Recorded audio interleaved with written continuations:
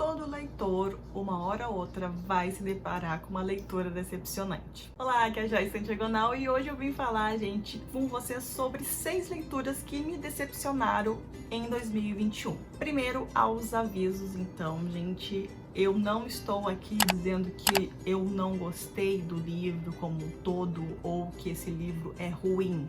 Eu estou falando que esses livros me decepcionaram porque eu tinha expectativas X e elas me entregaram, tá, uma realidade Y. Combinado? Então vamos ao vídeo, tá? O primeiro livro dessa lista, eu já falei sobre ele num vlog do Lendo a Caveira, que se eu não me engano deve ter saído em setembro, em agosto, tá? Mas é Cherry, então. Eu tinha grandes expectativas nessa leitura porque saiu o filme, né, com Tom Holland, inclusive. O trailer é magnífico, a trama parece ser muito interessante, mas infelizmente eu não consegui me conectar com a leitura.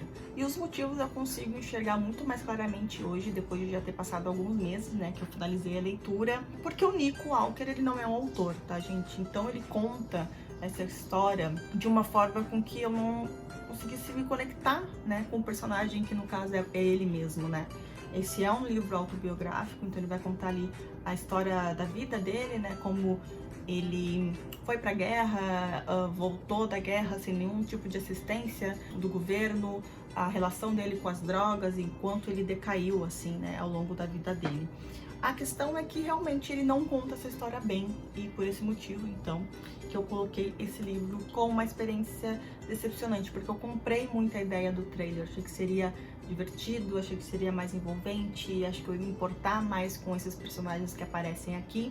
E infelizmente não é isso que acontece. O outro livro, gente, é Fantastic, tá? Do George MacDonald. Eu sei que esse aqui é um livro do pai da fantasia moderna, tá?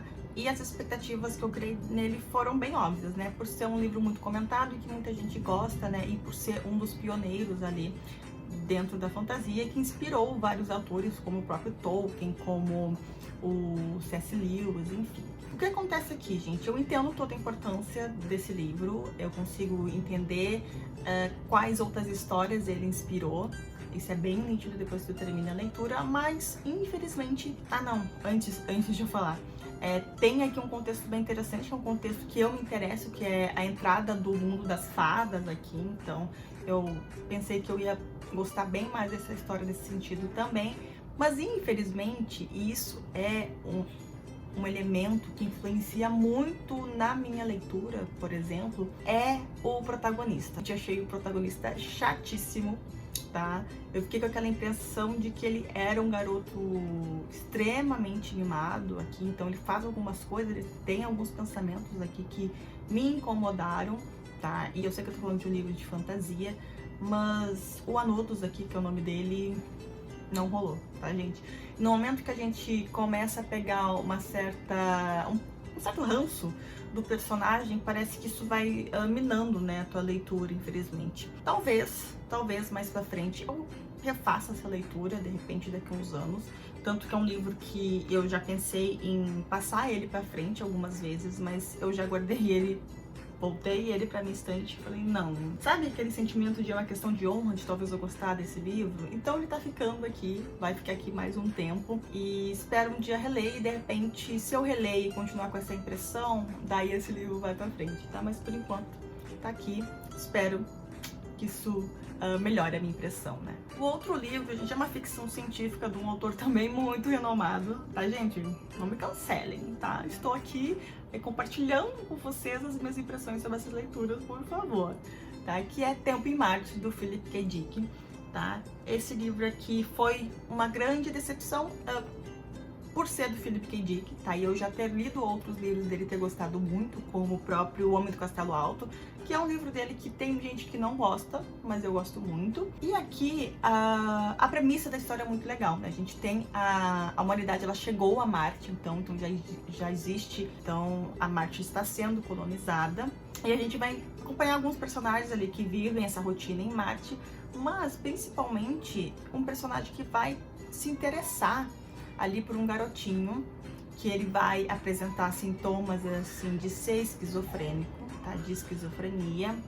Só que por causa disso ele também tem um dom, e esse dom aparenta ser uma viagem no tempo, tá? É um pouco confuso, mas tô tentando explicar aqui.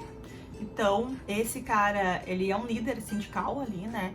Então ele vai contratar um outro personagem chamado Bolin pra tentar se comunicar com esse garoto, então pra entender como é que funciona, né, todo esse talento desse garotinho, pra tentar, obviamente, tirar algum proveito, né, dessa habilidade dele de viajar no tempo. Mas a questão aqui, gente, a ideia, apesar de ser muito interessante, isso eu não tenho dúvidas, né? A premissa da história é muito legal, porém ela não é conduzida de uma forma que me agradou, tá? O fato de ter um personagem com esquizofrenia aqui foi tratado de uma forma muito leviana, assim, com várias coisas infundadas também, falta de informação aqui. Então, achei isso um pouco preocupante, né? E também o fato do povo aqui, gente, que está sendo colonizado, ele é descrito como pessoas de pele mais escura, tá? E eu achei isso extremamente problemático também. Então, tem algumas questões aqui racistas também, desses personagens com esses nativos. E eu achei que tá tudo muito solto aqui. Tipo assim, essa é uma edição de um livro que tava bastante tempo fora do mercado, durante muito tempo. Então a Aleph, a editora, ela poderia ter tido a preocupação de ter colocado um texto, né, de apoio pro leitor, assim, tipo, olha, o autor escreveu assim, mas não é a intenção dele, tá fazendo uma crítica. Como isso tudo fica muito solto, a gente fica pensando, será que o autor pensava assim mesmo? Enfim, gente, me incomodou e por isso me decepcionou, tá? Vou continuar lendo Philip K. Dick? Obviamente, vou continuar lendo, mas esse aqui não funcionou, achei várias coisas problemáticas aqui, tá? Falando também, agora eu me lembrei, já ia encerrar, mas eu me lembrei, sobre as personagens femininas nessa história aqui também. Elas são quase que inexistentes, sabe? E o plot delas é sempre relacionado a algum homem, então não rolou. Depois os outros dois livros, gente, não tem edição física, tá? Começando então por um livro que eu já comentei nas minhas leituras do mês, tá? Que é Dominada pelos Alfas, tá? Vou deixar a capinha aqui. E, gente, simplesmente não tem nada que se salve dessa história, tá?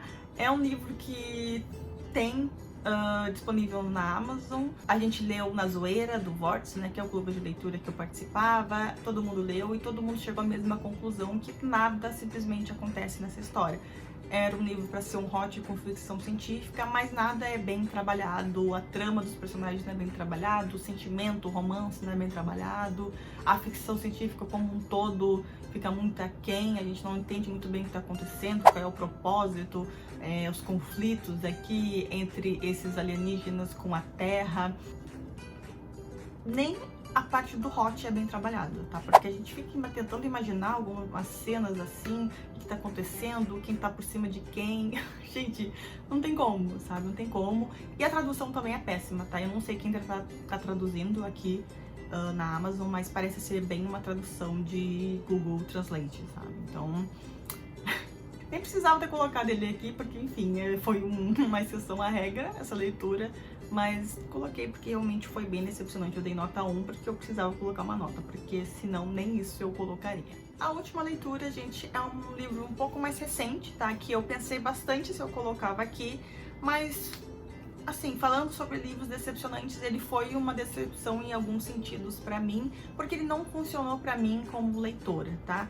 Isso não significa que não seja um bom livro, não significa que entregue um bom enredo, ele só não funcionou comigo, tá?